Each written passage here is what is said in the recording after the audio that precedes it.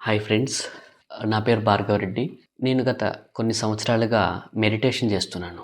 నాకు యోగులన్నా, యోగుల జీవిత చరిత్రన్నా చాలా ఇష్టం. అయితే ఈ మధ్యనే భారతదేశ సుప్రసిద్ధ గురువుల్లో ఒకరైన శ్రీ నీమ్ కరోళి బాబా గారి జీవిత చరిత్రను చదవడం జరిగింది. గమనిక: ఈ వీడియో మొదలుపెట్టే ముందు శ్రోతలకు నేను ఒక విషయాన్ని చెప్పాలనుకుంటున్నాను. అదేంటంటే, నేను చెప్తున్న ఈ నీమ్ కరోళి బాబా గారి జీవితం ఇదేదో కల్పిత కథనో లేదా నా సొంత పాండిత్యాన్ని జోడించి చెప్పడం లేదు. నేను చెప్తున్న ప్రతి మాట నిజం. బాబాగారి జీవితంలో జరిగినవే నేను మీతో పంచుకుంటున్నాను.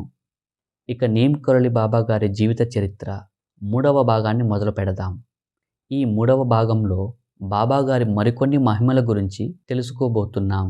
అవేంటంటే, బాబా మంచినీటిని నెయ్యిగా ఎలా మార్చారు, అదేవిధంగా హార్వర్డ్ యూనివర్సిటీలోని ఆల్బర్ట్ రిచర్డ్ అనే ప్రొఫెసర్ బాబాకి ఎలా భక్తుడయ్యాడు, అదేవిధంగా ఆర్మీలో ఉన్న సైనికుడిని బాబా తన కంబలితో ఏ విధంగా కాపాడారు అన్న విషయాలను ఈ వీడియోలో తెలుసుకోబోతున్నాం.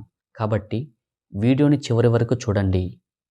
1937వ సంవత్సరంలో నీమ్ కరోళి బాబా గారికి మరియు రామ్ బేటీ గారికి 2వ సంతానంగా ఒక కొడుకు జన్మిస్తారు. ఆయన పేరు ధర్మనారాయణ్ శర్మ. అదేవిధంగా 1945వ సంవత్సరంలో వీరికి 3వ సంతానంగా ఒక ఆడబిడ్డ జన్మిస్తుంది. ఆవిడ పేరు గిరిజాదేవి. ఇక్కడ నేను ఒక ఆశ్చర్యకరమైన విషయాన్ని మీతో పంచుకోవాలనుకుంటున్నాను. అదేంటంటే, మనం చాలామంది యోగుల జీవితాలను చదివింటాము లేదా వినుంటాము. కానీ ఈ నీమ్ కరోళి బాబా గారి జీవితంలో ఏంటంటే, ఒకవైపు ఈయన స్పిరిచువల్ గురువుగా ఉంటూ మరోవైపు ఈయన్ని గ్రామ పెద్దగా కూడా ఎన్నుకోబడతారు. ఒకవైపు ఆధ్యాత్మిక జీవితం, మరోవైపు ప్రాపంచిక జీవితం. ఒకసారి ఏమవుతుందంటే, ఆ అక్బర్పూర్కు కొంత దూరంలో ఉన్న ఒక ఊర్లో ఒక వ్యక్తికి ఒక సమస్య వస్తుంది. ఈ వ్యక్తి ఆ నీమ్ కరోళి బాబా గారిని వెతుక్కుంటూ వస్తారు. వచ్చి నీమ్ కరోళి బాబా గారిని కలుస్తారు.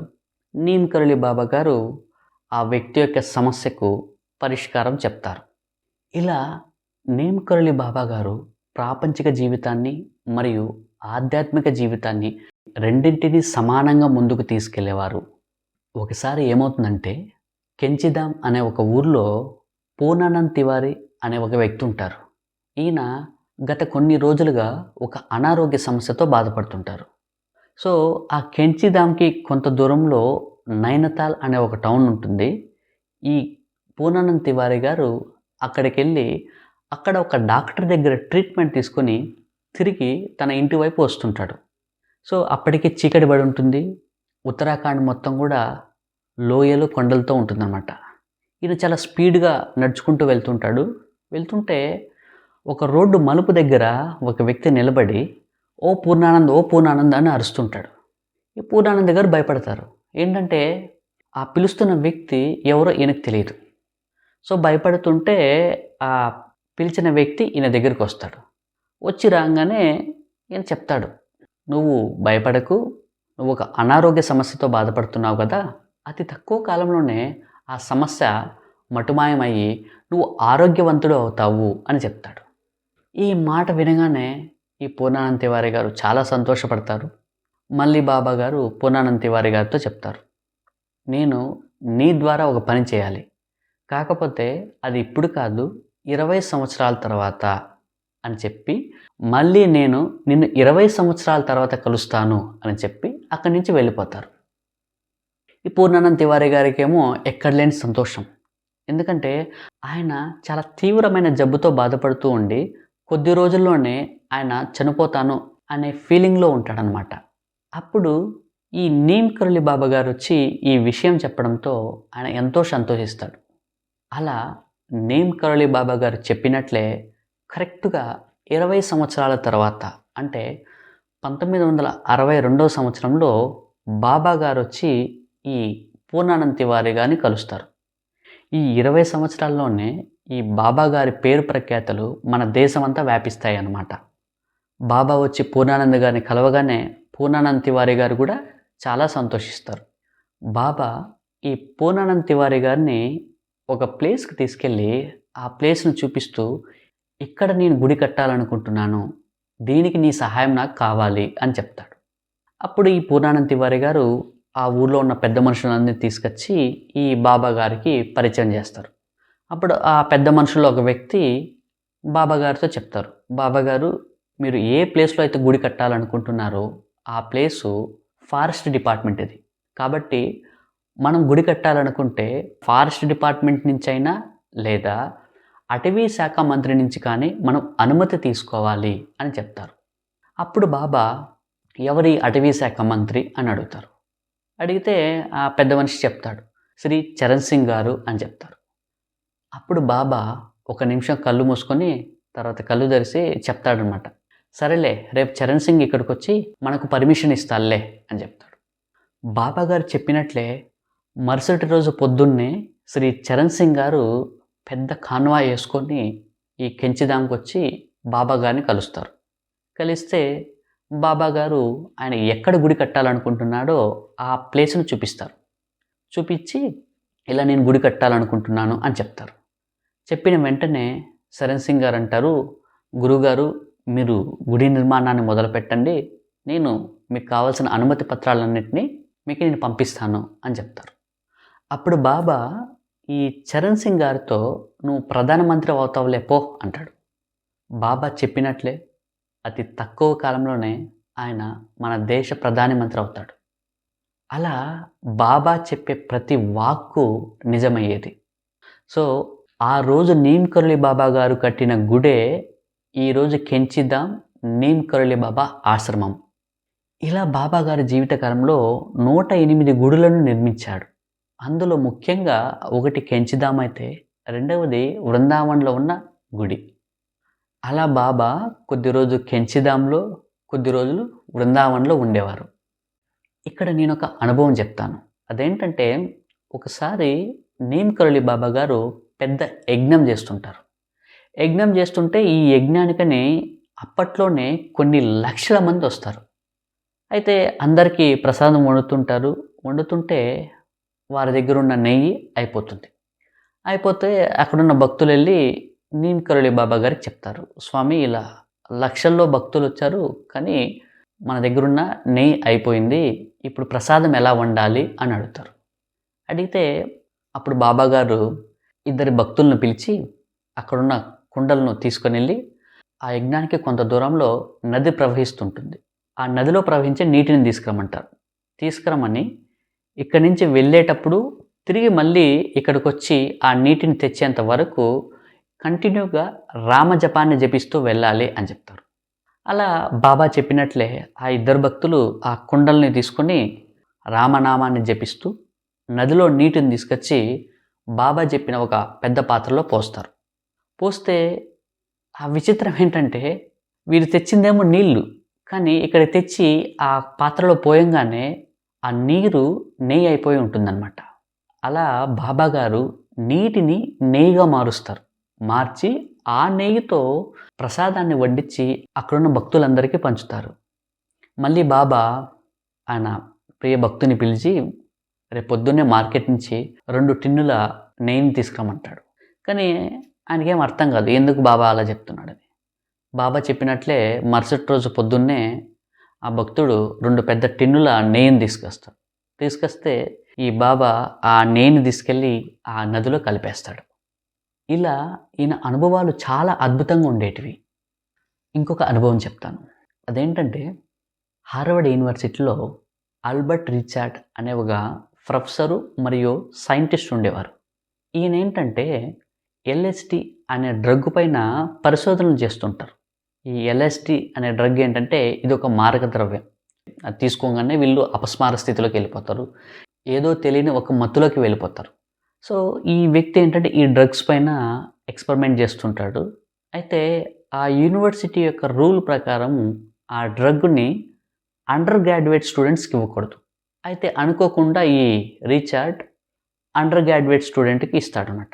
ఈ విషయం తెలిసిన హార్వర్డ్ యూనివర్సిటీ వాళ్ళు ఆయన్ని డిస్మిస్ చేస్తారు. అలా డిస్మిస్ అయిన ఈ రిచర్డ్ ఏం చేయాలో తెలియక కొన్ని నెలల తర్వాత ఇండియాకి వస్తాడు. ఇండియాలో భగవాన్ దాస్ అనే ఒక యోగా టీచర్ని కలుస్తాడు. ఆ యోగా టీచరు ఈ రీచార్డ్ని నీమ్ కరోలి బాబా గారి దగ్గరికి తీసుకొస్తారు. తీసుకొచ్చిన వెంటనే బాబా గారు ఈ ఆల్బర్ట్ రిచార్డ్ని చూసి, హే, నీ దగ్గర ఏదో యోగి మెడిసిన్ ఉంది కదా, ఇదో నాకు ఇవ్వు అంటాడు. ఈ ఆల్బర్ట్ రిచార్డ్కి ఏం అర్థం కాదు. అదేంటి యోగి మెడిసిన్ ఏంటి అంటాడు. హే, అదే నీ దగ్గర ఏదో ఉంది కదా మాత్రలు, అది నాకు ఇవ్వు అంటాడు. అప్పుడు ఈయన అడుగుతుంది ఎల్ఎస్డి డ్రగ్గా అని ఆల్బర్ట్ రిచార్డ్ దగ్గర ఉన్న ఒక ట్యాబ్లెట్ని తీసి బాబా చేతులు పెడతాడు. బాబా అది చూసి, అరే ఇంకోటి ఇవ్వు అంటాడు. మళ్ళీ రిచార్డ్ ఇంకోటి ఇస్తాడు. అలా ఆయన దగ్గర 6 ట్యాబ్లెట్స్ ఉంటే ఆ 6 ట్యాబ్లెట్స్ తీసుకొని ఒకేసారి వేసేసుకుంటాడు. ఈ ఆల్బర్ట్కేమో ఎక్కలేని టెన్షన్. ఎందుకంటే ఇంత చిన్న మిల్లీ మైక్రోగ్రామ్ తీసుకుంటేనే మనం మత్తులోకి వెళ్ళిపోతాం. ఈయనేమో ఈ ట్యాబ్లెట్స్ అన్నింటినీ మింగేస్తాడు. ఈయన ఏమైపోతాడని టెన్షన్ పడుతుంటాడు. బాబా గారేమో ఆ ట్యాబ్లెట్లని మింగేసి పక్కన ఉన్న భక్తులతో మాట్లాడుతుంటాడు. ఇలా కొన్ని గంటలు అయిపోతుంది.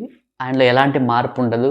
అప్పుడు ఈ ఆల్బర్ట్ రిచార్డ్కి అర్థమవుతుంది, ఈ డ్రగ్ కంటే ఈ ఏదైతే మత్తు పదార్థం ఉంది కదా, దీనికంటే గొప్పదైంది ఆధ్యాత్మికత, స్పిరిచువాలిటీ, మెడిటేషన్ అని ఆయన రియలైజ్ అవుతాడు. రియలైజ్ అయ్యి ఆయన పేరుని ఆల్బర్ట్ రిచార్డ్ నుంచి బాబా రామ్దాస్గా మార్చుకొని అలా అమెరికా మొత్తం అనేక సంస్థలను స్థాపించి యోగా మరియు మెడిటేషన్ని ప్రచారం చేస్తాడు. ఈయన అనేక పుస్తకాలు రాస్తారు. ఇక మీకు ఇంకొక అనుభవం చెప్తాను. ఒకసారి ఏమవుతుందంటే, బాబా గారు కీలా ఘాట్ దగ్గర ఉంటున్నప్పుడు ఆ కీలా ఘాటికి కొంత దూరంలో వృద్ధ దంపతులు ఉంటారు. ఈ ఇద్దరు కూడా బాబా గారికి పరమ భక్తులు. ఈ దంపతులకు ఒక్క కొడుకు ఆర్మీలో పనిచేస్తుంటాడు. అయితే గత కొన్ని నెలల నుంచి వాళ్ళ కొడుకు నుంచి ఈ తల్లిదండ్రులకి ఎలాంటి సమాచారం ఉండదు. అరే, నా కొడుకు ఏమైపోయారు, అసలు నా కొడుకు ఉన్నాడా, వాడికి ఏమన్నా అయ్యిందా అని ఎలాంటి సమాచారం ఉండదు. ఈ రోజుల్లో అంటే ఫోన్లు ఉన్నాయి, మనం ఫోన్ చేయొచ్చు, కనుక్కోవచ్చు.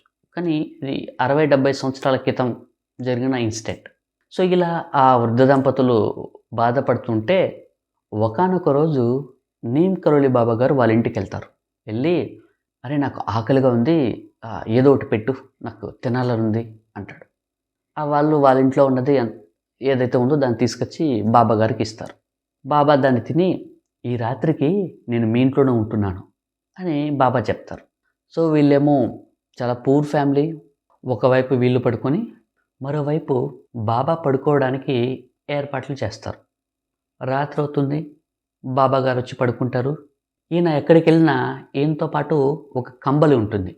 సో ఈయన తెచ్చుకున్న కంబలి ఈయన ముసుగేసుకొని పడుకుంటాడు. పడుకున్న తర్వాత ఈ కంబలి లోపల నుంచి ఎవరైనా వ్యక్తి బాగా అనారోగ్యంతో బాధపడుతున్నప్పుడు కొన్ని సౌండ్స్ చేస్తారు కదా, అంటే ముక్కుతూ, మూలుగుతూ, ఏడుస్తూ, అలాంటి శబ్దాలు ఆ కంబలి లోపల నుండి వస్తుంటాయి. ఈ వృద్ధ దంపతికి ఏం అర్థం కాదు. అరే ఏమవుతుంది, ఈయన మన ఇంటికి వచ్చి పడుకున్నాడు, చాలా అనారోగ్యంతో బాధపడుతున్నాడు అని వాళ్ళకేం అర్థం కాదు. ఇలా రాత్రి ఆ వృద్ధ దంపతులకు జాగారం, ఆయనేమో కంబల్లో పడుకొని ఇలా విచిత్రమైన శబ్దాలు చేస్తూ ఉంటారు. ఇలా మొత్తానికి తెల్లవారుతుంది. ఈ బాబా గారు లేచి కంబల్ని నీట్గా చుట్టి ఆ వృద్ధ దంపతుల చేతుల్లో ఇచ్చి, మీరు గత కొంతకాలంగా మీ కొడుకు గురించి బాధపడుతున్నారు కదా, ఏం కాలేదులే, సరిగ్గా నెల రోజుల్లో మీ కొడుకు మీ ఇంటికి వస్తాలే అని చెప్పంగానే ఈ వృద్ధ దంపతులు ఇద్దరికి ఎక్కలేని ఆనందం వస్తుంది. తర్వాత బాబా ఆ చుట్టిన కంబలిని వాళ్ళకిచ్చి, ఈ కంబల్ని తీసుకుని వెళ్ళి ఆ నదిలో పడేయండి, కానీ ఎట్టి పరిస్థితుల్లోనూ ఈ కంబలి లోపల ఏముంది అని మీరు చూడకూడదు అంటారు. సరే, గురువు చెప్పినట్లే ఈ వృద్ధ దంపతులు ఇద్దరు చెరో వైపు పట్టుకొని నది వైపు వెళ్తూ ఉంటారు. అయితే ఆ కంబలి చాలా బరువుగా ఉంటుంది. వీళ్ళకి డౌట్ వస్తుంది, అరే ఈ కంబలి లోపల ఏముంది, ఒకసారి విప్పు చూద్దామని.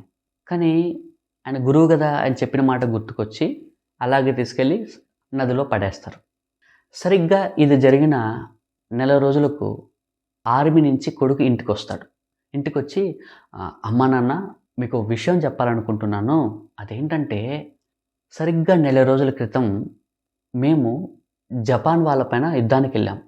అయితే ఆ జపాన్ సైనికులు మేముంటున్న క్యాంప్ పైన అటాక్ చేశారు.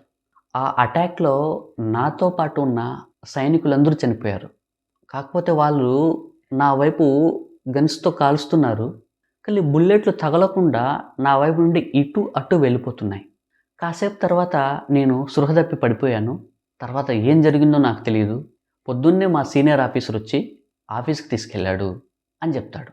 అప్పుడు ఈ తల్లిదండ్రులు ఏ రోజు జరిగిందో ఆ డేట్ అడుగుతారు. అప్పుడు చూస్తే అదేంటంటే ఈ అబ్బాయి పైన అటాక్ జరిగింది. ఆ బాబా వచ్చి వీళ్ళ ఇంట్లో పడుకున్న రోజు 2 ఒకటే. అంటే ఏదైతే ఆ కొడుకు అనుభవించాలో, ఆ అబ్బాయి అనుభవించాలో ఆ బుల్లెట్లు గాయాలు, ఆ నొప్పులను ఈ బాబా అనుభవించి ఆ అబ్బాయిని కాపాడాడు. బాబాను నమ్ముకున్న భక్తుల్ని బాబా ఈ విధంగా కాపాడేవారు. ఈ అనుభవాన్ని బుల్లెట్ ప్రూఫ్ కంబల్ అని బాబా రామ్‌దాస్ గారు 'మిరాకిల్ ఆఫ్ లవ్' అనే పుస్తకంలో రాశారు. మళ్ళీ మనం నీమ్ కరోలి బాబా గారి జీవిత చరిత్ర 4వ భాగంలో కలుసుకుందాం. ఈ వీడియో కనుక మీకు నచ్చినట్లయితే లైక్ చేయండి, ఛానల్ని సబ్స్క్రైబ్ చేయండి. మీకు ఈ వీడియో ఏ విధంగా అనిపించిందో కింద కామెంట్స్ రూపంలో తెలియచేయండి. ధన్యవాదాలు.